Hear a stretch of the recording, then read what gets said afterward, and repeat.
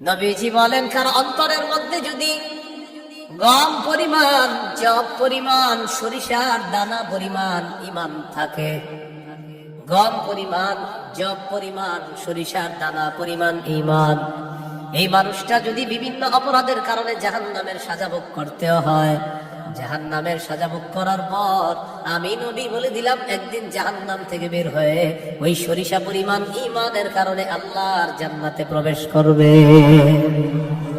খাঁটি ইমান, বিশুদ্ধ ইমান, এটার মধ্যে কোনো ঝামেলা করা যাবে না। আল্লাহ কথাগুলো বুঝার তৌফিক দান করেন। দোকানের শাটারটা লাগাইতেছেন, অর্ধেক শাটার আপনি নিছেন, মুয়াজ্জিন মসজিদের মধ্যে বলে কদ কামাতিস সালাহ, কদ কামাতিস সালাহ, নামাজ দাঁড়ায় গেছে, নামাজ দাঁড়িয়ে গেছে। এই টাইমে কাস্টমার এসে কয় 10,000 টাকার সদায় লাগবে, টেনশনে পড়ে গেলেন, নামাজ 10,000, নামাজ 10,000, নামাজ 10,000, পুরাই টেনশনে আছে। আল্লাহ তাআলা বলেন, সম্পদ যেন তোমাদেরকে আল্লাহর থেকে দূরে সরায় না দেয়। নামাজ দাঁড়িয়ে গেছে, আপনি শাটারও লাগাইতেছেন নামাজে যাওয়ার জন্য, আল্লাহ তাআলা বলেন, এই শোনো, সম্পদ যেন আল্লাহর থেকে দূরে সরায় না দেয়। কাস্টমার কয় 10,000, মুয়াজ্জিন কয় কদ কামাতিস সালাহ, টেনশনে পড়ে গেছে, কি করব? সূরা তাহার 132 নম্বর আয়াতে আল্লাহ বলেন, লা নাসআলুকা রিজকা নাহনু নারযুকুকা, নবী আপনার কাছে আমি রিজিক চাই না, আমি আপনারে রিজিক দেই। পরিবারকে নামাজের কথা বলেন, নিজে নামাজ পড়েন। নামাজের পর আল্লাহ তাআলা রিজিকের কথা কেন বললেন? কারণ রিজিকের টেনশনে মানুষ নামাজ থেকে দূরে থাকে। আল্লাহ বলেন, বান্দা তুমি নামাজে যাও, আমি তোমার থেকে রিজিক চাই না, আমি আল্লাহ তোমাকে রিজিক দিয়ে দেই।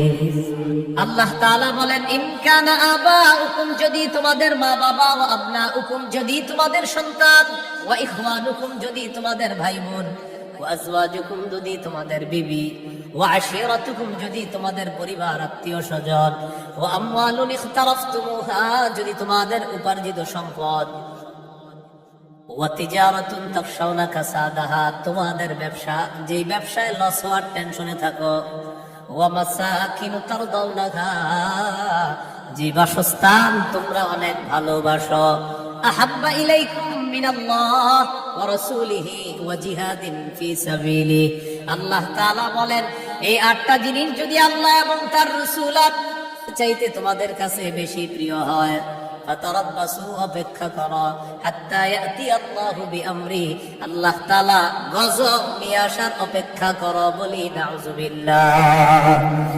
কি শিখলাম? এই 8 জিনিসের প্রতি আমাদের মহব্বত আছে বেশি। আল্লাহ বলেন, এইগুলো যদি আল্লাহর চেয়ে বেশি মহব্বতের হয়, নবীর চেয়ে বেশি মহব্বতের হয়, তাহলে গজবের অপেক্ষা থাকো। তাহলে কি শিখলাম? এই 8 জিনিসের চাইতে আল্লাহকে বেশি ভালোবাসা, রাসূলকে বেশি ভালোবাসতে হবে। আল্লাহ তৌফিক দান করুন। এখানে কয় জিনিসের ভালোবাসার কথা হলো? 8 জিনিসের ভালোবাসার কথা। এবার আমার সাথে বলেন, সাধারণত মৌলিকভাবে 2টা জিনিস আমাদেরকে আল্লাহর থেকে দূরে রাখে। 1, সম্পদ, 2, সন্তান। এই 2টা মৌলিকভাবে আমাদেরকে খালি আল্লাহর থেকে গাফিল করে দেয়। সূরা মুনাফিকুনের 9 নম্বর আয়াতে আল্লাহ বলেন, ইয়া আইয়ুহাল্লাযীনা আমানু লা তুলহিকুম আমওয়ালুকুম ওয়ালা আওলাদুকুম আন যিকরিল্লাহ। আল্লাহ তাআলা বলেন, হে ঈমানদারগণ, লা তুলহিকুম আমওয়ালুকুম ওয়ালা আওলাদুকুম, তোমাদের সম্পদ, তোমাদের সন্তান তোমাদেরকে যেন গাফেল করে না দেয়, আন যিকরিল্লাহ, আল্লাহর স্মরণ থেকে যেন গাফেল করে না দেয়। ইন্নাল্লাহু ওয়া রাসূলুহু আহাব্বা ইলাইহি মিম্মা সিওয়াহুমা ওয়া আন ইউহিব্বাল মার'a লা ইউহিব্বুহু ইল্লা লিল্লাহ ওয়া আন ইয়াকরাহা আন ইয়াউদা ফিল কুফরি কামা ইয়াকরাহু আন ইউকযাফা ফিন নার। আলাইহিস সালাতু ওয়াস সালাম। আল্লাহুম্মা সাল্লি আলা মুহাম্মাদিন ওয়া আলা আলি মুহাম্মাদ কামা সাল্লাইতা আলা ইব্রাহিম ওয়া আলা আলি ইব্রাহিম ইন্নাকা হামিদুম مجيد اللهم بارك على محمد وعلى آل محمد كما باركت على إبراهيم وعلى آل إبراهيم إنك حميد مجيد اللهم إني أعوذ بك من شر لساني ومن شر سمعي ومن شر بصري ومن شر مني ভাই বক্সের আওয়াজ কমান ভাই বক্সের আওয়াজ কমান জামিয়া মুহাম্মাদিয়া ইমদাদুল উলুম মাদ্রাসা গাজীপুর রওজাতুস সালিহাত মহিলা মাদ্রাসা গাজীপুরের উদ্যোগে হাফেজ ছাত্রদের পাগড়ি প্রদান উপলক্ষে ষষ্ঠ বার্ষিক ইসলামী মহাসম্মেলনের গুরুত্বপূর্ণ আলোচনা পেশ করবেন আল্লামা মুফতি মিজানুর রহমান সাঈদ, প্রতিষ্ঠাতা পরিচালক শায়েখ Zakaria Islamic research centre Dhaka, প্রধান পৃষ্ঠপোষক অত্র জামিয়া। আল্লামা মুফতি আজিম উদ্দিন দামাত বরকাতুহুল আলিয়া, শাইখুল হাদিস জামিয়া নুরিয়া কামরাঙ্গীর চর ঢাকা। গুরুত্বপূর্ণ আলোচনা করবেন মাওলানা হাফিজুর রহমান সিদ্দিক কুয়াকাটা, মুহতামিম জামিয়া তালিমিয়া মাদ্রাসা আদর্শনগর ঢাকা। মুফতি আব্দুল হালিম মুফাসসিরে কোরআন খুলনা, মুফতি উবাইদুল্লাহ বিন সাঈদ ইমাম ও খতিব 22 মাইল কেন্দ্রীয় জামে মসজিদ কোনাবাড়ি গাজীপুর। উপস্থিত হযরত উলামায়ে কেরাম, মুসলমান ভাইরা, আল্লাহ তাআলার দরবারে শুকরিয়া আদায় করছি। ভাই আওয়াজ বাড়ায় না, এত বক্সের আওয়াজ কমানোর পরে মাইক বাড়াইছেন, আবার বাড়ায় না, কমান আওয়াজ কমান পরে বাড়ায়, আমার সময় যত পারেন কমান, আরো কমায় দেবেন।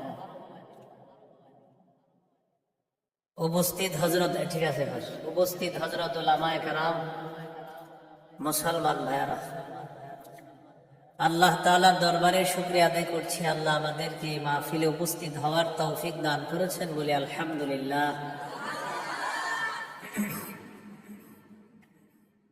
আমি আপনাদের সামনে সূরাতুল বাকারার 256 নম্বর আয়াতে কারিমা থেকে কয়েকটি আয়াত তেলাওয়াত করলাম।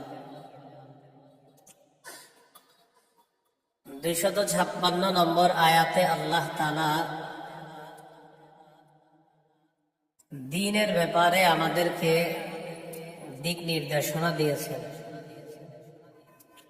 লা ইকরাহা ফিদ্দীন, দিন গ্রহণ করার ক্ষেত্রে জোর করা যাবে না। কাউকে দিন গ্রহণ করার ক্ষেত্রে, ইসলাম গ্রহণ করার ক্ষেত্রে জোর করা যাবে না। তবে ইসলামের দাওয়াত দেওয়া যাবে, ইসলামের সৌন্দর্যতা তাদের সামনে পেশ করা যাবে। সূরা আলী ইমরানের 19 নম্বর আয়াতে আল্লাহ বলেন, ইন্নাদ-দীনা ইনদাল্লাহিল ইসলাম, নিশ্চয়ই দিন আল্লাহর কাছে ইসলাম। এটা হলো আয়াতের অনুবাদ। নিশ্চয়ই দিন আল্লাহর কাছে ইসলাম, মানে আল্লাহর কাছে একমাত্র দিন হলো ইসলাম। সূরা আলী ইমরানের 85 নম্বর আয়াতে আল্লাহ বলেন, ومن يبتغ غير الإسلام دينا فلن يقبل منه। যে ব্যক্তি ইসলাম ছাড়া অন্য কোন দিনকে গ্রহণ করে, অন্য কোন কিছুকে দিন হিসাবে গ্রহণ করে, ফালাই ইউকবাল মিন, এটা তার থেকে গ্রহণ করা হবে না। কেউ যদি ইসলাম ছাড়া অন্য কোনো কিছুকে দিন হিসাবে গ্রহণ করে, এটা তার থেকে গ্রহণ করা হবে না, মানে ইসলাম ছাড়া অন্য কোনো দিন গ্রহণযোগ্য না। এটা অন্যকে দাওয়াত দিয়ে বোঝানো যাবে।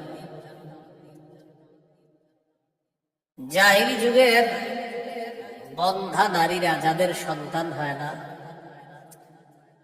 এই জাতীয় নারীরা মানত করলো, আমার যদি ছেলে হয় ছেলের ইহুদি বানাবো। নাউজুবিল্লাহ। কি বানাবে? নাজিবি গোত্রের ইহুদিদেরকে বের করে দেওয়ার জন্য হুকুম আসলো। ইহুদিদের আত্মীয় স্বজন যারা আছে তারা চিন্তা করলো, আমাদের আত্মীয় স্বজন যারা, তাদেরকে মুসলমান বানায়া মদিনায় রেখে দিই।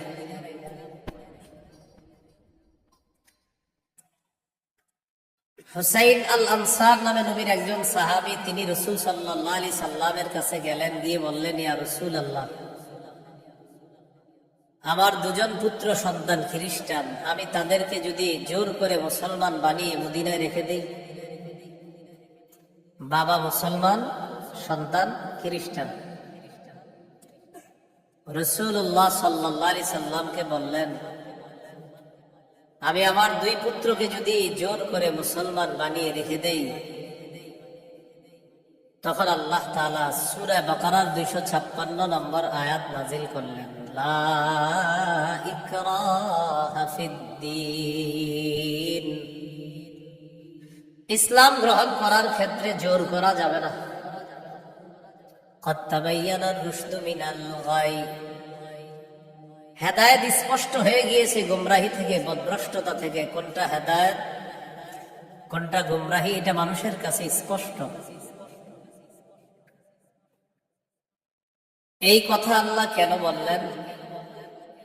হেদায়েত মানুষের সামনে এখন স্পষ্ট, এখন যদি মানুষ গ্রহণ না করে, এটা তার হতভাগা হওয়ার লক্ষণ। যদি সে গ্রহণ করে, এটা তার সৌভাগ্য, সে একজন সৌভাগ্যবান, সে সৌভাগ্যবান হওয়ার লক্ষণ হবে যদি হেদায়েত গ্রহণ করে। জোর করে বলা যাবে না তুমি মুসলমান হতেই হবে।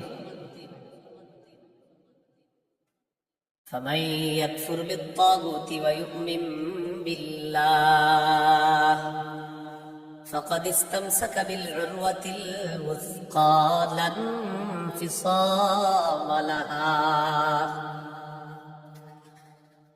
হেদায়েত স্পষ্ট হয়ে যাওয়ার পরেও যারা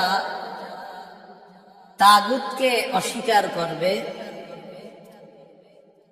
আল্লাহকে যারা বিশ্বাস করবে, হেদায়েত আর গুমরাহি দুইটা স্পষ্ট হয়ে যাওয়ার পর যারা তাগুতকে অস্বীকার করবে তথা পথভ্রষ্টতাকে বর্জন করবে, ওয়া ইউমিন বিল্লাহ, আর যারা আল্লাহকে বিশ্বাস করবে, ফাকাদ ইসতামসাকা বিল উরওয়াতিল ওয়াসকা,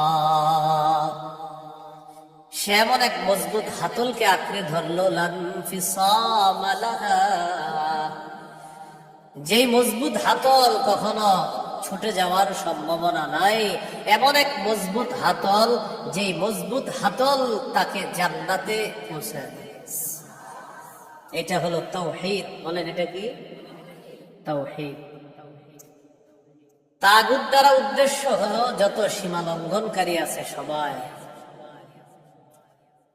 আল্লাহ তাআলা বলেন, ফামান ইয়াকফুর বিত-তাগুতি ওয়া ইউমিন বিল্লাহ, যারা তাগুতকে অস্বীকার করবে আর আল্লাহকে বিশ্বাস করবে, ফাকাদ ইসতামসাকা বিল উরওয়াতিল ওয়াসকা লা ইনফিসামা লাহা, তারা এমন এক মজবুত হাতল আঁকড়ে ধরলো যেটা ছুটে যাওয়ার সম্ভাবনা নাই, বিচ্ছিন্ন হওয়ার সম্ভাবনা নাই। এই মজবুত হাতলের নাম হলো তাওহীদ, আল্লাহর একত্ববাদ স্বীকার করা। তাওহীদের মৌলিক 4টি শর্ত। প্রিয় ভাইরা, কয় শর্ত? এক নম্বর, আল্লাহ ছাড়া কোনো ইলাহ নাই এই বিশ্বাস নিয়ে মৃত্যুবরণ করা। 2 নম্বর, আল্লাহ ছাড়া কোনো ইলাহ নাই এই কথা মুখে বলবো, পাশাপাশি এই কথায় সামান্যতম সন্দেহ করা যাবে না। 3 নম্বর, আল্লাহ ছাড়া কোনো ইলাহ নাই মুখে বলার পাশাপাশি অন্তরে বিশ্বাস করা। 4 নম্বর, সবচাইতে বেশি আল্লাহকে ভালোবাসা। এই হলো তাওহীদের 4 শর্ত। তাওহীদের কয় শর্ত? 1 নম্বর, আল্লাহ ছাড়া কোনো ইলাহ নাই এই বিশ্বাস নিয়ে মৃত্যুবরণ করা। 2 নম্বর, আল্লাহ ছাড়া কোনো ইলাহ নাই এই কথায় সন্দেহ করা যাবে না। 3 নম্বর, আল্লাহ ছাড়া কোনো ইলাহ নাই এটা মুখে বলা, অন্তরে বিশ্বাস করা। 4 নম্বর, আল্লাহকে সবচেয়ে বেশি ভালোবাসা। এই হলো তাওহীদের 4 শর্ত। বাইরের মাইকের আওয়াজ আমার বাড়াইছে, ঠিক না? ওইটা কমান, এটাও কমান। আপনি পরে বাড়ান, আমার বয়ানটা একটু কমান না, সমস্যা নেই। বুঝে রাখেন, মানে আমি একটু আপনার জন্য ভালো আলো। এর কথা হলো ফাটাই দেবো, বুঝতে হবে আমার মাইক এরকম এরকম। আমি তো বলছি না খারাপ, আমি বলছি খারাপ, আমি তো ভালোই বলছি। আমি বয়ান করে সামনে দাওয়াত দেব না, এত মাইক লাগাইলে। কিন্তু বারবার মাহফিলে বলি মাইক কম হবে, ওই মাহফিলে দাওয়াত অটোমেটিক পাবেন। বেশি মাহফিল মাইক হবে আর দাওয়াত পাবেন না, সোজা হিসেবে। আমার বয়ানে মাইক কম থাকতে হবে, এটা আমি আলাদা বিষয়। মাইক যত কম হবে, যদি আবেদন করেন যে হুজুর মাইক 2টা, দেখবেন আর দাওয়াত আগে দিব আপনার। মাইক বেশি লাগাবেন আমার বাবা, সোজা হিসেবে মাইক কমাইতে হবে। আমার বয়ানে কারো যেন কোনো ক্ষতি না হয়, মাথা রাখবেন। তাওহীদের 4টা শর্ত। 1 নম্বর, আল্লাহ ছাড়া কোনো ইলাহ নাই এই বিশ্বাস নিয়ে মৃত্যুবরণ করা। 2 নম্বর, আল্লাহ ছাড়া কোনো ইলাহ নাই এই কথায় সামান্য সন্দেহ করা যাবে না। 3 নম্বর, আল্লাহ ছাড়া কোনো ইলাহ নাই এটা মুখেও বলা, অন্তরে বিশ্বাস করা। 4 নম্বর, আল্লাহকে সবচেয়ে বেশি ভালোবাসা। 1 নম্বর শর্ত, আল্লাহ ছাড়া ইলাহ নাই এই বিশ্বাস নিয়ে মৃত্যুবরণ করা। সহিহ বুখারীর 26 নম্বর হাদিস। এই হাদিসের বর্ণনাকারী উসমান রাদিয়াল্লাহু তাআলা তিনি বলেন, عن عثمان رضي الله تعالى عنه قال قال رسول الله صلى الله عليه وسلم من مات وهو يعلم أنه لا إله إلا الله دخل الجنة। নবীজি বলেন, কেউ যদি এই বিশ্বাস নিয়ে মারা যায় আল্লাহ ছাড়া কোনো ইলাহ নাই, আমি নবী বলে দিলাম দাখালাল জান্নাহ, সে জান্নাতে প্রবেশ করবে। সহিহ বুখারীর বর্ণনা 1237 নম্বর হাদিস, 1237। জিবরিল আমিন নবীর কাছে আসছে, আসার পর বললেন, বাশির উম্মাতাকা আন্নাহু মান মাতা মিন উম্মতি লা ইউশরিকু বিল্লাহি শাইআ দাখালাল জান্নাহ। জিবরিল আমিন আসছে, আসার পর বলে, ইয়া রাসূলুল্লাহ, আপনার উম্মতের মধ্যে যারা শিরিক না করে মারা যাবে, আল্লাহ তাআলা আমাকে পাঠিয়েছে আপনাকে বলার জন্য, শিরিক করা ছাড়া যারা মারা যাবে আপনি ওই উম্মতকে জান্নাতে প্রবেশের সুসংবাদ জানা দেন। বুঝে আসছেন সবাই? তাহলে 1 নাম্বার, আল্লাহ ছাড়া কোনো ইলাহ নাই এই বিশ্বাস নিয়ে মৃত্যুবরণ করা। একদিন এক ফেরেশতা নবীজির কাছে আসছে। নবীজি সাল্লাল্লাহু আলাইহি সাল্লাম বলেন, আতানি আতিম মির রাব্বি ফাখায়্যারানি বাইনা আন ইউদখিলা নিসফা উম্মতি আল জান্নাহ ওয়া বাইনা আশ-শাফাআহ। নবী বলেন, একজন ফেরেশতা আমার কাছে আসছে, আসার পর আমাকে 2টি বিষয়ের স্বাধীনতা দিয়েছে, যে কোনো একটা গ্রহণ করার জন্য। ফেরেশতা আমাকে বলল, হাবিব, আপনি যদি চান আপনার অর্ধেক উম্মত আপনি জান্নাতে নিতে পারবেন, আর যদি চান আপনি সুপারিশ করতে পারবেন, তবে 2টি গ্রহণ করা আপনার জন্য। এই সুযোগ আপনি পাবেন না, যে কোনো একটি গ্রহণ করতে হবে। হয়তো অর্ধেক উম্মত জান্নাতে নিবেন, না হয় আপনি সুপারিশ গ্রহণ করবেন। আমাদের নবী বলেন, ইখতারতুশ শাফাআহ, আমি সুপারিশ করাটাই আল্লাহর থেকে গ্রহণ করে নিলাম।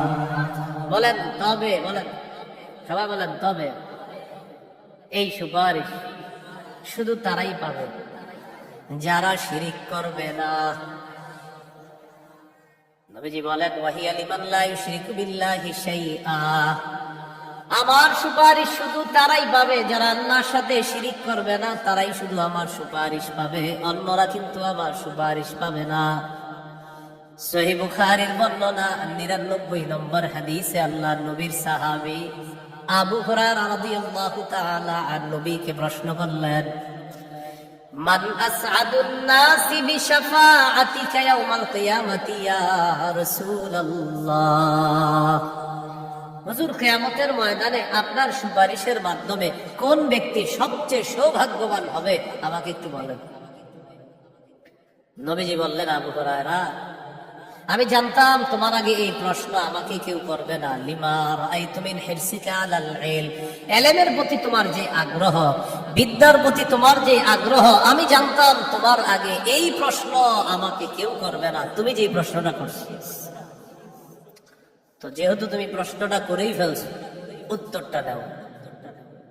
আসাদুন নাসি বিশাফাআতি ইয়াউমাল কিয়ামাতি মান ক্বালা লা ইলাহা ইল্লাল্লাহ খালিসাম মিন কিবালি নাফসি, কোন ব্যক্তি যদি দিল থেকে বলে লা ইলাহা ইল্লাল্লাহ আর এই বিশ্বাস নিয়ে যদি মারা যায়, কিয়ামতের ময়দানে আমার সুপারিশের মাধ্যমে এই ব্যক্তি সবচাইতে সৌভাগ্যবান বান্দা হয়ে যাবে।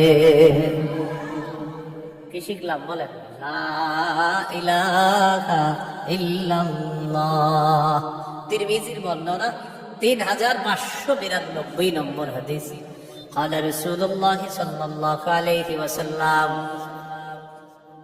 ما عبد قال لا إله إلا الله مخلصا قط إلا فتحت له أبواب السماء حتى تفزع إلى العرش।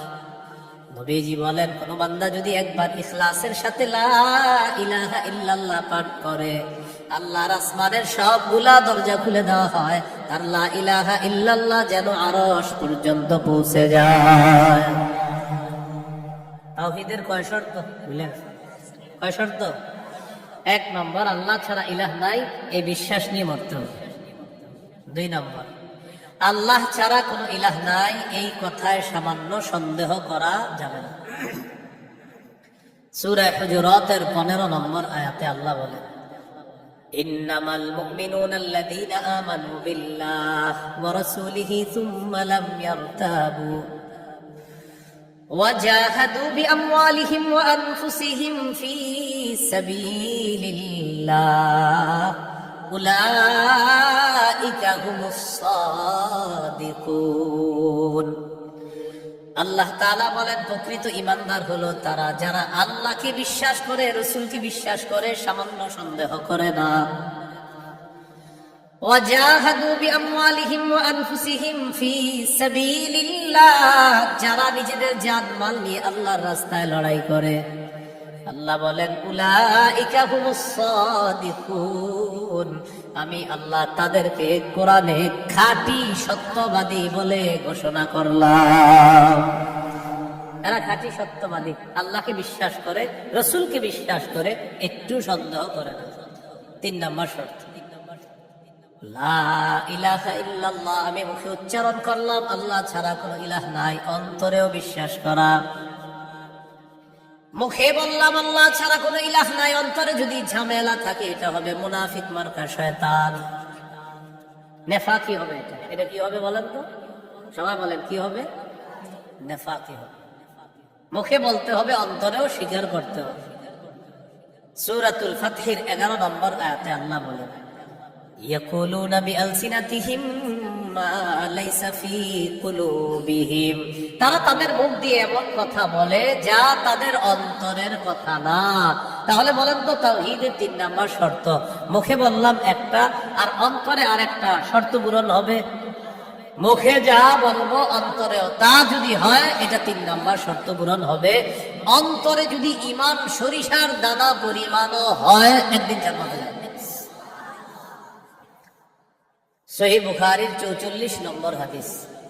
قال رسول الله صلى الله عليه وسلم يخرج من النار من قال لا إله إلا الله وفي قلبه وزن شعيرة من خير وفي قلبه وزن مرة من خير وفي قلبه وزن ذرة من خير নবীজি বলেন কার অন্তরের মধ্যে যদি গম পরিমাণ, জব পরিমাণ, সরিষার দানা পরিমাণ ঈমান থাকে, গম পরিমাণ, জব পরিমাণ, সরিষার দানা পরিমাণ ঈমান, এই মানুষটা যদি বিভিন্ন অপরাধের কারণে জাহান্নামের সাজা ভোগ করতেও হয়, জাহান্নামের সাজা ভোগ করার পর আমি নবী বলে দিলাম একদিন জাহান্নাম থেকে বের হয়ে ওই সরিষা পরিমাণ ঈমানের কারণে আল্লাহর জান্নাতে প্রবেশ করবে।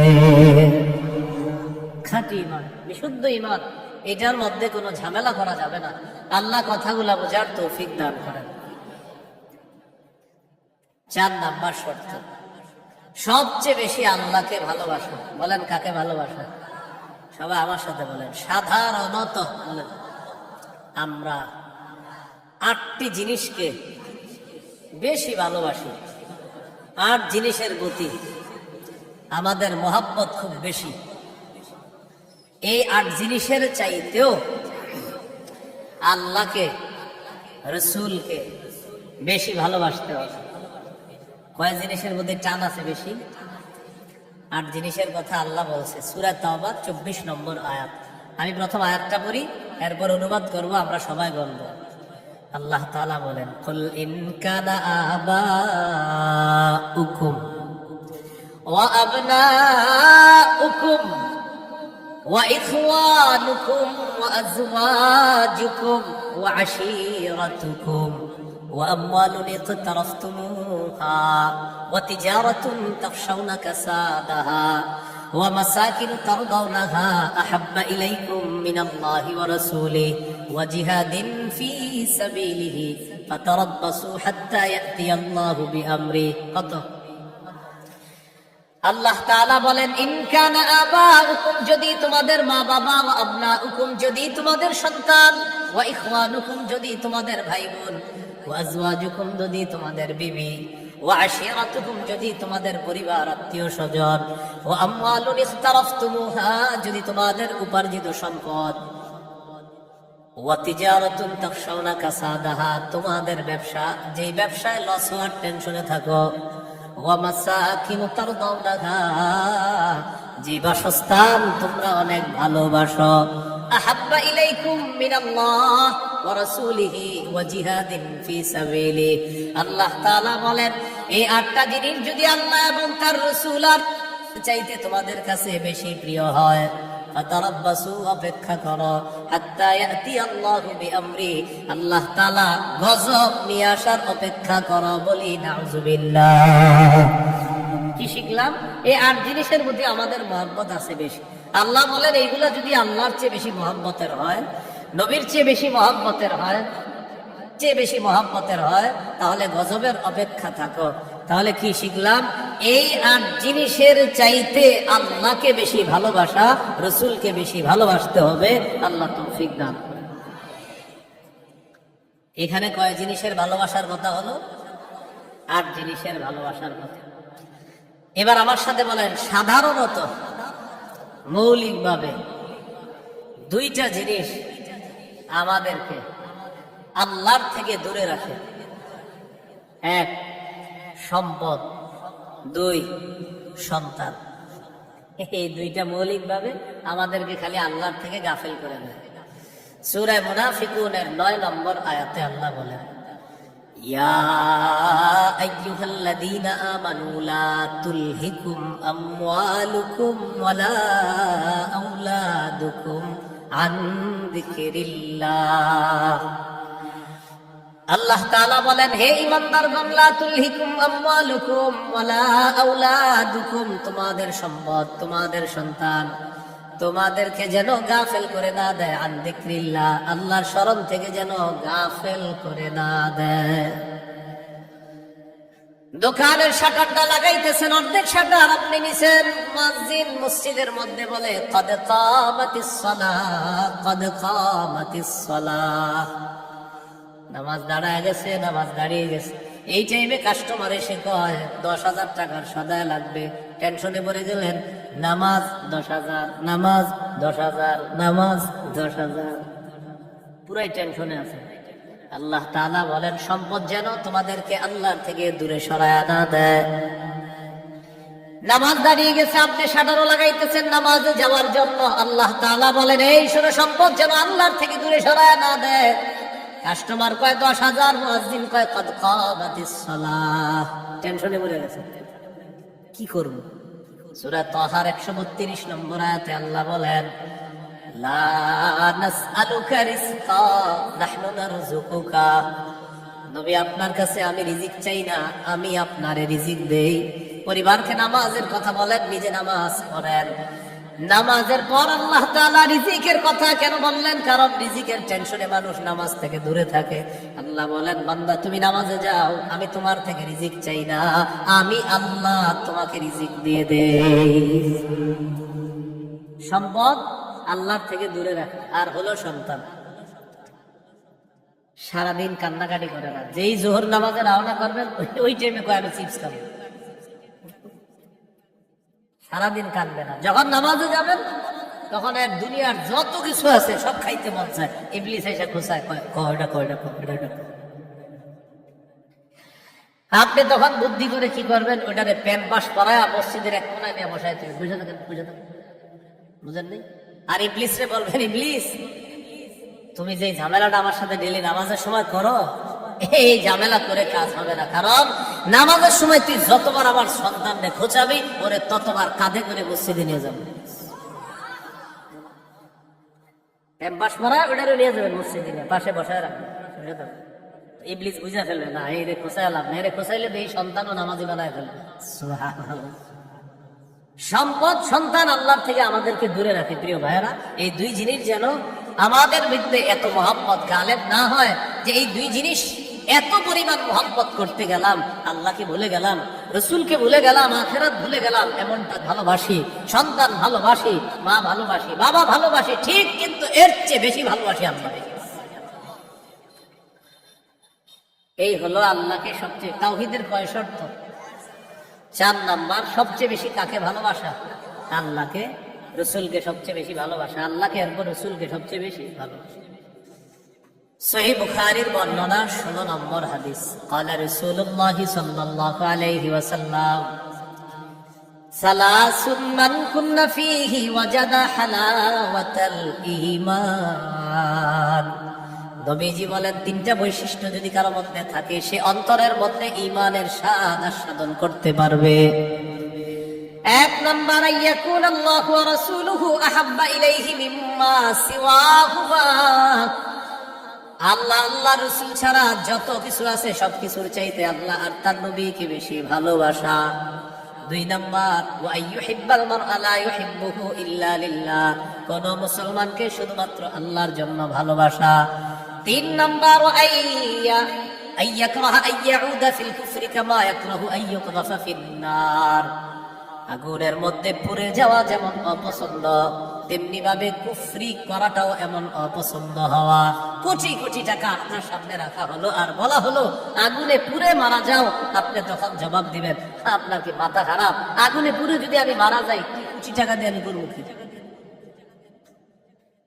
এবার আপনাকে বলা হলো কোটি কোটি টাকা দেওয়া হবে, তুমি কুফরি করো, আপনি জবাব দিবেন কোটি টাকার বিনিময়ে যেমন দুনিয়ার আগুনে পড়তে চাই না, তেমনি ভাবে কোটি টাকার বিনিময়ে কুফরি করে জাহান্নামের আগুনেও পড়তে চাই না। নবীজি বলেন কারো মধ্যে যদি এমন অনুভূতি থাকে আগুনে পুড়ে যাওয়া তার অপছন্দ, তেমনি ভাবে কুফরি করাটাও তার কাছে অপছন্দের, আল্লাহ তাআলা তার অন্তরের মধ্যে ঈমানের স্বাদ তৈরি করে দিবেন। ঈমানের স্বাদ দিবেন। এই 3টার মধ্যে একটা হলো আল্লাহকে বেশি ভালোবাসা। বলেন তো তাওহীদের কয় শর্ত? এক নম্বর, আল্লাহ ছাড়া কোনো ইলাহ নাই, এই বিশ্বাস নিয়ে মৃত্যুবরণ করা। দুই নম্বর, আল্লাহ ছাড়া কোনো ইলাহ নাই, এটার মধ্যে একটু সন্দেহ করা যাবে না। তিন নম্বর, আল্লাহ ছাড়া কোনো ইলাহ নাই, এটা মুখে বলা, অন্তরে স্বীকার করা, বিশ্বাস করা। চার নম্বর, আল্লাহকে সবচেয়ে বেশি ভালোবাসা।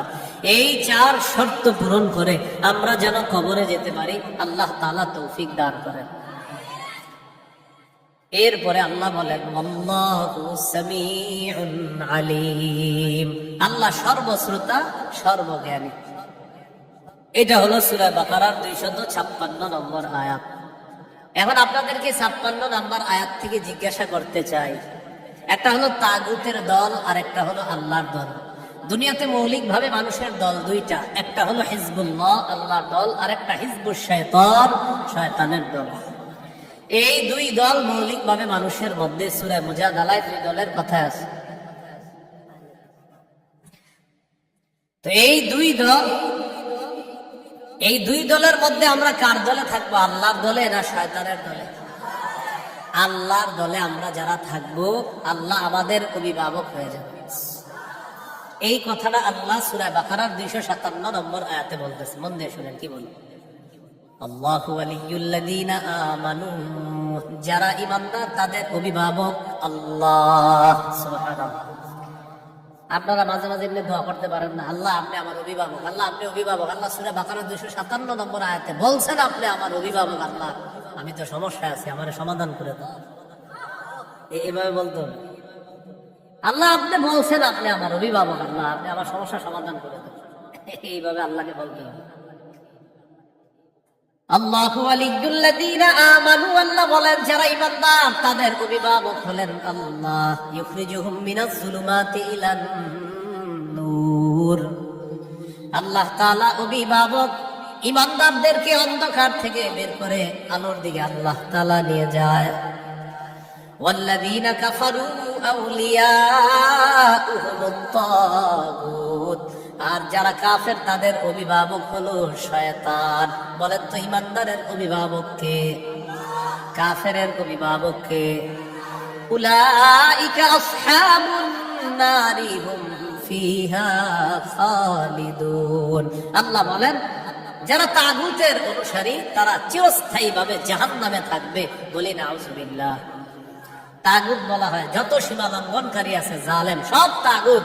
এই তাগুত এটা পুরুষ হোক আর মহিলা হোক, এই তাগুত যারা এরা জালেম অথবা জালেমা, সব তাগুত। তবে কষ্টের বিষয় আর দুঃখের বিষয়, আমরা বারবার এক তাগুত ছেড়ে আরেক তাগুতকে ধরি। এক তাগুত ছেড়ে আরেক তাগুতকে কি করি? ধরি। কেন ধরি জানেন? বৃষ্টি থেকে বাঁচার জন্য ঝর্ণা নিচে এসে দাঁড়ায় আর কি। কোথায় দাঁড়াই? বাঁচার জন্য কি থেকে কোথায় এসে দাঁড়াই? এক তাগুতকে ছেড়ে আরেক তাগুত ধরা, মানে বৃষ্টি থেকে বাঁচার জন্য ঝর্ণার নিচে এসে দাঁড়ায়। ভাই কিছু ঘটনা কি? ঝর্ণার নিচে কেন? আর বললেন না বাইরে বৃষ্টি, এই নাকি? এই জন্য মনে রাখবেন, শত্রু এটা কখনো বন্ধু হবে না। এরে আপনি যতই মনে করেন বন্ধু, এই শত্রু সব সময় শত্রু। সূরা মাইদার 51 নম্বর আয়াতে আল্লাহ বলে দিয়েছেন।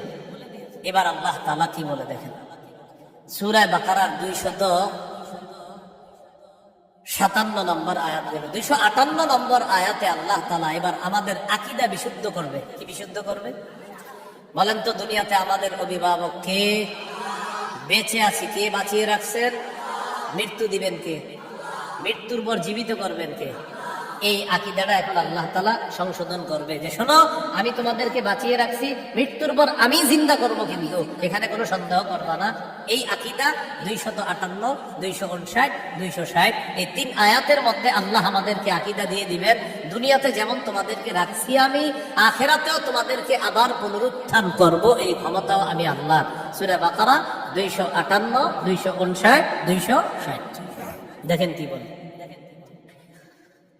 ألم تر إلى الذي حاج إبراهيم في ربه أن آتاه الله الملك إذ قال إبراهيم ربي الذي يحيي ويميت قال أنا أحيي وأميت قال إبراهيم فإن الله يأتي بالشمس من المشرق فأت بها من المغرب فبهت الذي كفر والله لا يهدي القوم الظالمين নবী আপনি কি দেখেন নাই ওই ব্যক্তির ব্যাপারে চিন্তা করেন নাই যে ব্যক্তি ইব্রাহিম নবীর সাথে তার রবের ব্যাপারে ঝগড়া করেছে, যেই রব তাকে রাজত্ব দান করেছে ওই রবের ব্যাপারে লোকটা ঝগড়া করেছে ইব্রাহিম নবীর সাথে।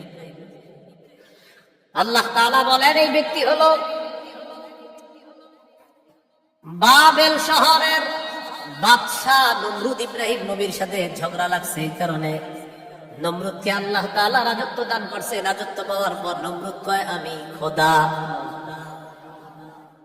ইব্রাহিম নবী বললেন আমার রব রব্বি আল্লাযী ইহয়ী ওয়া ইউমীত, আমার রব হলেন তিনি যিনি জীবন দেয় যিনি মৃত্যু দান করেন। নমরুদ পাল্টা জবাব দিয়ে বলে ক্বালা আনা উহয়ী ওয়া উমীত, আমিও তো জীবন দেই আমিও তো মৃত্যু দেই। নাউযুবিল্লাহ। ইব্রাহিম নবী বললেন রব তিনি যিনি জীবন দেয় মৃত্যু দেয়। নমরুদ কথা আমিও তো জীবন দেই মৃত্যু দিই। ইব্রাহিম নবী তাহলে আমি কি করতে হবে? আমারও রব মানো, কারণ আমি জীবন দিই মৃত্যু দিই। ইব্রাহিম নবী বললেন কিভাবে? জেলখানা থেকে দুইজন আসামি ধরে আনছে, একজনকে মেরে ফেলছে আরেকজনকে ছেড়ে দিছে। মারার পর বলে এই যে দেখো আমি মৃত্যু দিলাম, ছেড়ে দেওয়ার পর বলে এই যে দেখো আমি জীবন দিলাম।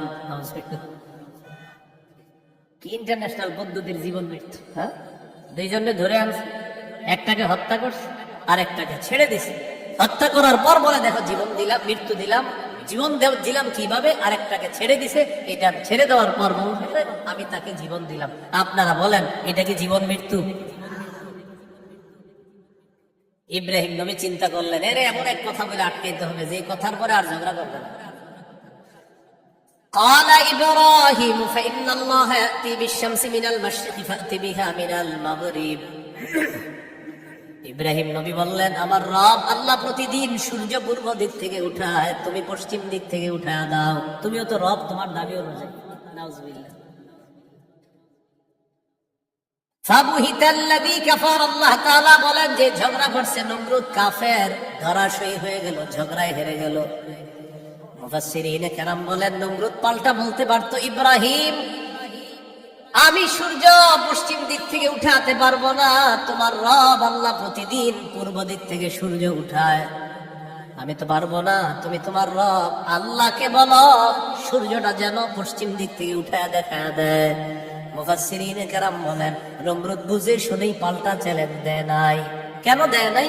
নমরুদ কিন্তু চ্যালেঞ্জ দিতে পারতো পাল্টা, ইব্রাহিম তুমি আমারে বললা আমি যেন সূর্য পশ্চিম দিক থেকে উঠাই, তোমার রব যেহেতু পূর্ব দিক থেকে উঠায়, তো পাল্টা প্রশ্ন করতে পারতো নমরুদ ইব্রাহিম আমি তো পারলাম না, তোমার রব আল্লাহকে বলো আল্লাহ যেন সূর্যটা পশ্চিম দিক থেকে উঠায় দেখায়। মুফাসসিরিনে কেরাম বলে নমরুদ এটা বুঝে শুনেই পাল্টা প্রশ্ন করে নাই, কারণ নমরুদ জানে এই প্রশ্ন করলে ইব্রাহিম চ্যালেঞ্জ গ্রহণ করবে, আল্লাহকে বলবে আল্লাহ সাথে সাথে সূর্য পশ্চিম দিক থেকে উঠায় দেবে। আর এটা যদি করে ফেলে নমরুদের দল ছোট হয়ে যাবে, হালকা হয়ে যাবে। এই জন্য নমরুদ আর পাল্টা চ্যালেঞ্জ দেয় নাই। বলেন তো নমরুদকে রাজত্ব দিয়েছিল কে? দেওয়ার পর বলে আমি খোদা। কি বলে? আমি খোদা। এই জন্য প্রিয় ভাইয়েরা সামনের দিকে যাদেরকে আমরা শাসন ক্ষমতায় বসাবো, যাদেরকে আমরা দায়িত্ব দিব, বুঝে শুনে দায়িত্ব দিতে হবে। কি শুনে? বলে আমার সাথে প্রতিদিন 2 রাকাত অতিরিক্ত নফল নামাজ পড়ব, করার পর 3টা দোয়া করব। 1 নাম্বার আল্লাহ, বলেন আল্লাহ কিয়ামতের আগে বাংলাদেশে আর কোন নারী প্রধান চাই না।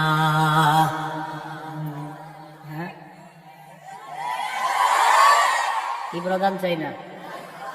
সবাই জোরে বলেন কেন? আরো জোরে বলেন, আরো জোরে, আরো জোরে। قال رسول الله صلى الله عليه وسلم لا يفلح قوم ولوا امرهم امرأتان। নবীজি বলেন ওই জাতি কিছুতেই কখনোই সফল হবে না যে জাতি তাদের নেতৃত্বে কোন নারীকে বসায় দেয়। আপনি বুঝেন আর না বুঝেন আমার নবীর কথা সঠিক। এই জন্য এই একটা বিষয়ে দোয়া করবেন। 2 নাম্বার দোয়া বলেন আল্লাহ মরার আগে বাংলাদেশে শরিয়া আইন দেখে যেতে চাই। কি আইন? দেয়ালে দেয়ালে লিখে দেবেন শরিয়া আইন চায় না তারা। বলেন, কোন না কোন অপরাধী যারা, বলেন আমার সাথে, শরিয়া আইন চায় না তারা, কোন না কোন অপরাধী যারা। চোর শরিয়া আইন চাইবে না, হাত কাটা যাবে। ধর্ষক শরিয়া আইন চাইবে না, তাকে পাথর মেরে হত্যা করা হবে। তার উপর ইসলামের শাস্তি প্রয়োগ করা হবে। এই জন্য ধর্ষক চাইবে না, চোর চাইবে না। আমাদের দেশে যদি আসলে শরিয়া আইন চালু হয়, বিগত দিনের শুধু চুরির বিচার করতে করতে সুপ্রিম কোর্ট, হাইকোর্টের বিচারপতিরা ক্লান্ত হয়ে যাবে। শুধু চুরির বিচার হয়। কিসের বিচার? এটা 2 নাম্বার দোয়া করবেন। 3 নাম্বার দোয়া বলেন, আল্লাহ আমাদের দেশে এমন একজন শাসক দিয়ে দেন, যে শাসক মৌলিক 4টি কাজ করবে। 1 নাম্বার নামাজ কায়েম করবে, 2 নাম্বার যাকাত প্রতিষ্ঠিত করবে, 3 নাম্বার সৎ কাজের আদেশ করবে, 4 নাম্বার অসৎ কাজের নিষেধ করবে। সবাই বলেন দলিল, বলেন দলিল। সূরা হজ 41 নম্বর আয়াত। কোন সূরা? কত নম্বর আয়াত? এই আয়াতে আল্লাহ বলেন, আল্লাযীনা ইম্মাক্কান্নাহুম ফিল আরদি আকামুস সালাহ ওয়া আতাউয যাকাতা ওয়া আমারু বিল মারুফি ওয়া নাহাউ আনিল মুনকার। আল্লাহ তাআলা বলেন, আমি যাদেরকে দুনিয়ার শাসন ক্ষমতায় বসাই, তাদের মৌলিক কাজ হবে 4টা। 1 নাম্বার আকামুস সালাহ, তারা রাষ্ট্রীয়ভাবে নামাজ কায়েম করতে হবে। রাষ্ট্রের প্রত্যেকটা নাগরিক যেন নামাজ পড়ে, এই দায়িত্ব পালন করতে হবে। 2 নাম্বার ওয়া আতাউয যাকাত, যাকাতের বিধান রাষ্ট্রীয়ভাবে চালু করতে হবে। আমাদের দেশে যদি রাষ্ট্রীয়ভাবে যাকাতের বিধান চালু হয়ে যায়, আর সব ধনীরা যদি 1 বছর যাকাত আদায় করে, কয় বছর? ওই বছর সুদ বলবে, যাকাত তুমি ভালো থেকো, আমি সুদ বিদায় নেই। কয় বছর?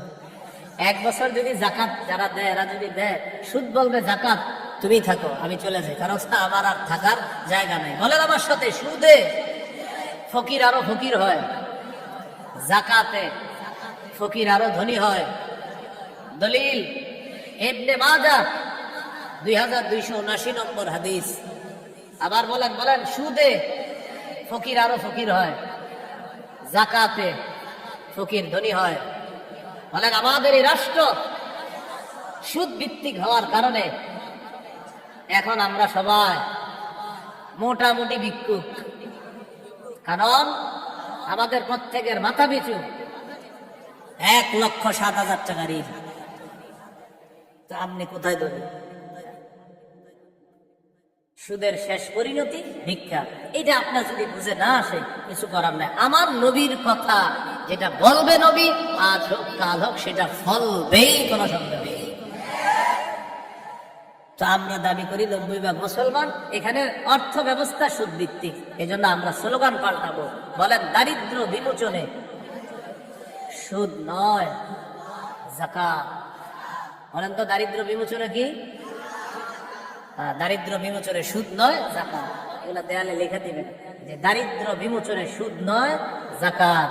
লিখে দিবেন দারিদ্র বিমোচনে সুদ নয় যাকাত। লিখবেন সুদে ফকির আরো ফকির হয়, যাকাতে ফকির আরো ধনী হয়।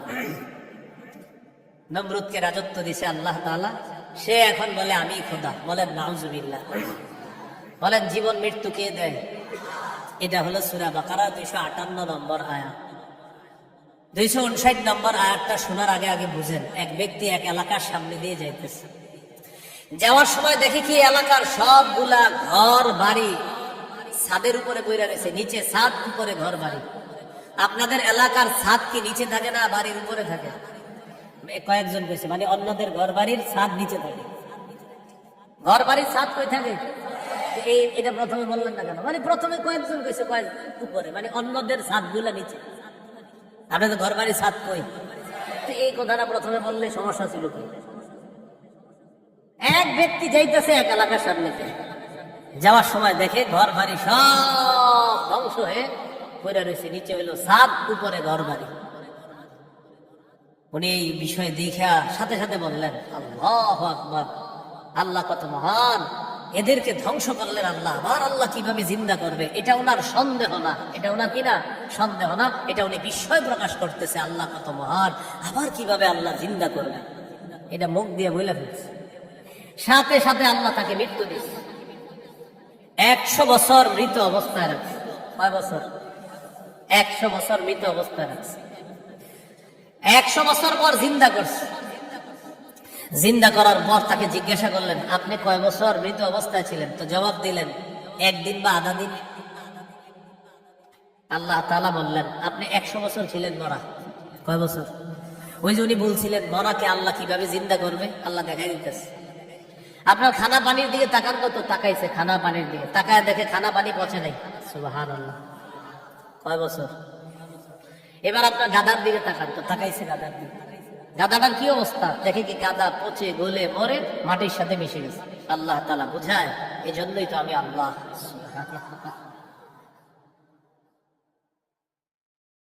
এবার আল্লাহ তাআলা বললেন, দেখেন গাদার উস্তি গুলা মাটির সাথে মিশে গেছে, আমি এগুলারে উঠাই। তো হাড্ডি উঠাইছি, উঠানোর পর এটার উপরে আল্লাহ গোস্তের প্রলেপ দিয়ে এটার মধ্যে প্রাণ সঞ্চার করে আবার গাদা জিন্দা করে। বলেন, মৃতকে জিন্দা করে কে? এই কথাটাই আল্লাহ তাআলা বলেন, আও কাল্লাযী মাররা আলা ক্বরিয়াতিন ওয়া হিয়া খাবিয়াতুন আলা উরুশিহা। অথবা নবী, আপনি কি ওই ব্যক্তির ব্যাপারে চিন্তা করেন নাই, যে ব্যক্তি এক এলাকার সামনে দিয়ে গেছে, যাওয়ার সময় দেখে এলাকার সবগুলা ঘর বাড়ি ছাদের উপর ভরা, এর মানে ঘর বাড়িগুলা সব ধ্বংস। ক্বালা আন্না ইউহয়ী হাযিহিল্লাহু বা'দা মাউতিহা। তখন তিনি বললেন, আল্লাহ তাআলা কিভাবে তাদেরকে মৃত্যুর পর আবার পুনরায় জিন্দা করবেন। ফাআমাতাহুল্লাহু মিআতা আমিন। আল্লাহ তাআলা তাকে 100 বছরের জন্য মৃত্যু দিলেন। সুম্মা বাআসা, আবার তাকে জিন্দা করলেন। করার পর আল্লাহ বললেন, ক্বালা কাম লাবিস্তা। কতদিন আপনি এইভাবে মৃত অবস্থায় কাটিয়েছেন? তিনি জবাব দিলেন, লাবিস্তু ইয়াওমান আও বা'দা ইয়াওম। 1 দিন বা আধা দিন আমি মৃত অবস্থায় ছিলাম। কয় দিন? না, আপনারা বলেন আসলে কয় বছর? আল্লাহ তাআলা বলেন, ক্বালা বাল লাবিস্তা মিআতা আমিন ফানজুর ইলা তাআমিকা ওয়া শারাবিকা লাম ইয়াতাসান্না। আপনি 100 বছর মরা ছিলেন, খানার দিকে তাকান, পানির দিকে তাকান, লাম ইয়াতাসান্না, পচে নাই। সুবহানাল্লাহ।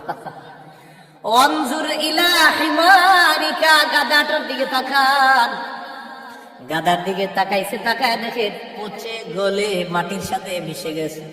আল্লাহ তাআলা বলেন, জানেননি কেন আপনাকে আমি মৃত্যু দিলাম, আবার 100 বছর পর আপনাকে আমি কেন জিন্দা করলাম? ওয়ালিনাজআলাকা আয়াতাল লিন্নাস।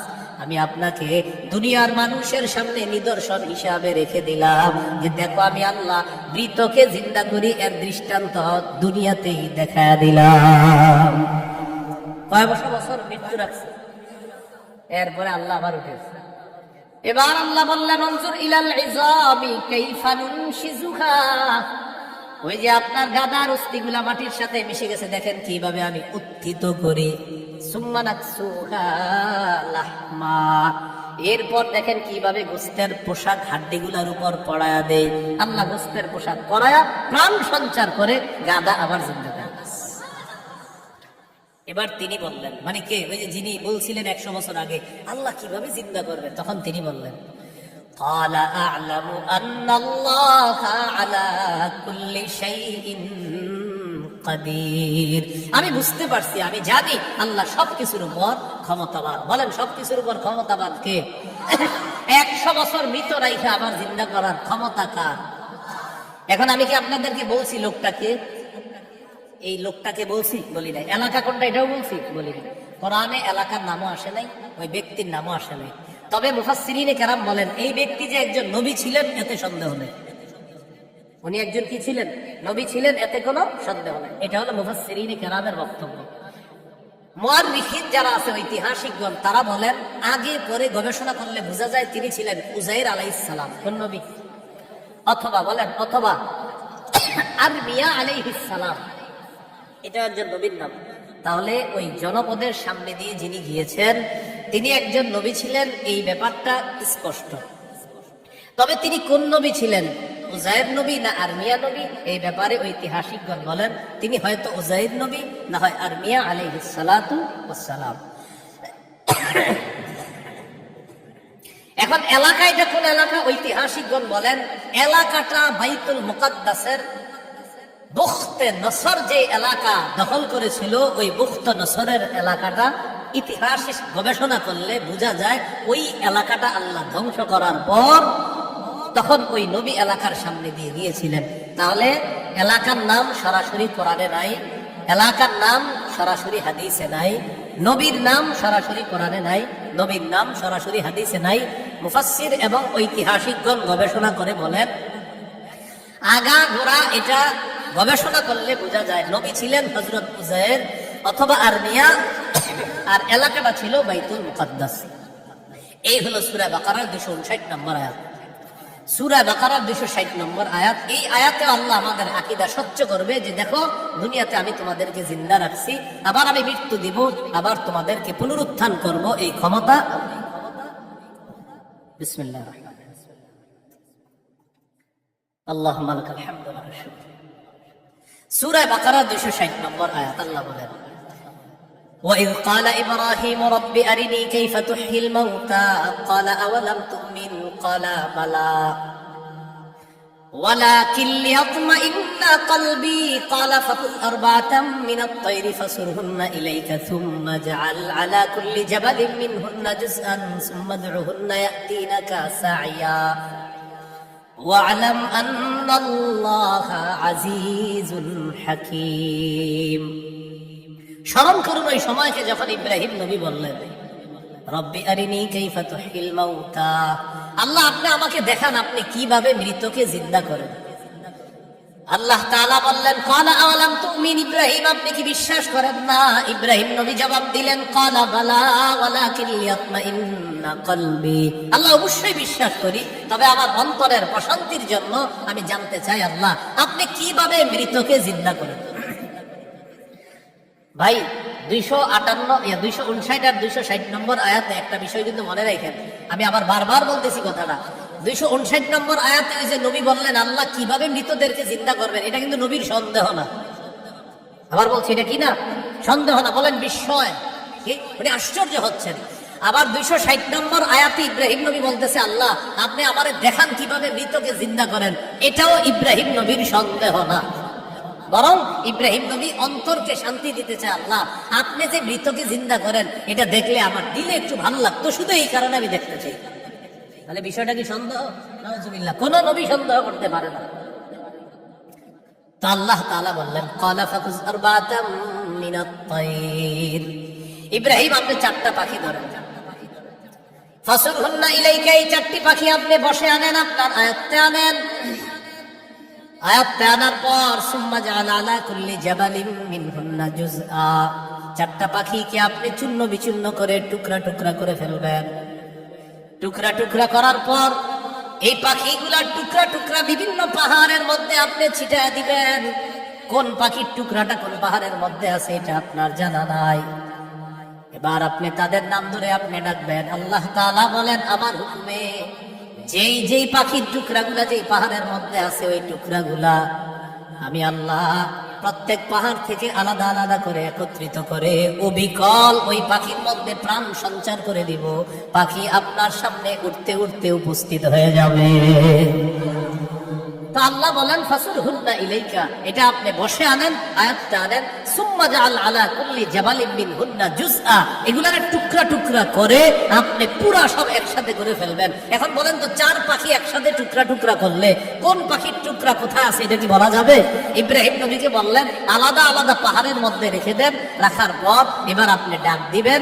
ডাক দেওয়ার পর দেখবেন ওই আলাদা টুকরাগুলা একত্রিত হয়ে যেই যেই পাখির টুকরা আমি আল্লাহর হুকুমে ওই পাখির শরীরে যাবে, আমি প্রাণ সঞ্চার করে দিব, পাখি আপনার সামনে উঠতে উঠতে উপস্থিত হয়ে যাবে। শেষে আল্লাহ বলেন ওয়ালাম, জেনে রাখেন আল্লাহ আজিজুল হাকিম, আল্লাহ মহাপরাক্রমশালী, আল্লাহ মহাপ্রজ্ঞাময়। 3টি বিষয়। 1 নাম্বার বলেন আল্লাহর কাছে মনোনীত ধর্মের নাম কি? ইসলাম। ইসলামের দাওয়াত অন্যের সামনে দেওয়া যাবে কিনা? যাবে। ইসলাম গ্রহণে কাউকে কি জোর করা যাবে? 2 নম্বর, মৌলিকভাবে মানুষের দল কয়টা? 2টা। একটা কার দল? আল্লাহর দল। আর একটা কার দল? শয়তান। ইমানদারের অভিভাবক কে? কাফেরদের অভিভাবক কে? শয়তান। 3 নম্বর, আমাদেরকে দুনিয়াতে জীবিত রাখছে কে? মৃত্যু দিবে কে? মৃত্যুর পর আবার জিন্দা করবেন কে? এই 3টি বিষয় সূরা বাকারার 256 থেকে 260 নম্বর আয়াত পর্যন্ত আমরা জানলাম। আল্লাহ তাআলা আমাদের সকলকে আকীদা বিশুদ্ধ করে স্বচ্ছ করে আমরা যেন মরা। 2 নম্বর, আল্লাহ ছাড়া কোনো ইলাহ নাই, সন্দেহ করা যাবে না। 3 নম্বর, আল্লাহ ছাড়া কোনো ইলাহ নাই, এটা মুখে বলা, অন্তরে বিশ্বাস করা। 4 নম্বর, আল্লাহ ছাড়া কোনো ইলাহ নাই, এই কথা তখন প্রমাণ হবে যদি আমি সবচেয়ে বেশি আল্লাহকে ভালোবাসি। বলেন তো কয় জিনিসকে সাধারণত বেশি ভালোবাসি আমরা? 8 জিনিস। এই 8 জিনিস থেকেও কাকে বেশি ভালোবাসতে হবে? আল্লাহ। আল্লাহ তাআলা আমাদের সকলকে আজকের সূরা বাকারার 256 থেকে 60 নম্বর আয়াত পর্যন্ত মূল 3টি কথা ছিল। 1 নাম্বার, আল্লাহর কাছে মনোনীত ধর্ম ইসলাম, এটা গ্রহণ করতে হবে, বাকি গ্রহণ করার ক্ষেত্রে কাউকে জোর করা যাবে না। 2 নাম্বার, একটা শয়তানের দল, একটা আল্লাহর দল। আল্লাহর দলের অভিভাবক আল্লাহ, শয়তানের দলের অভিভাবক মানে যারা, তাদের অভিভাবক হলো শয়তান। তাগুত যারা ইহুদি খ্রিস্টান, তাদের অভিভাবক হলো শয়তান। 3 নাম্বার, আল্লাহ জীবিত রাখছে, আল্লাহ মৃত্যু দিবেন, আল্লাহ আবার জিন্দা করবেন।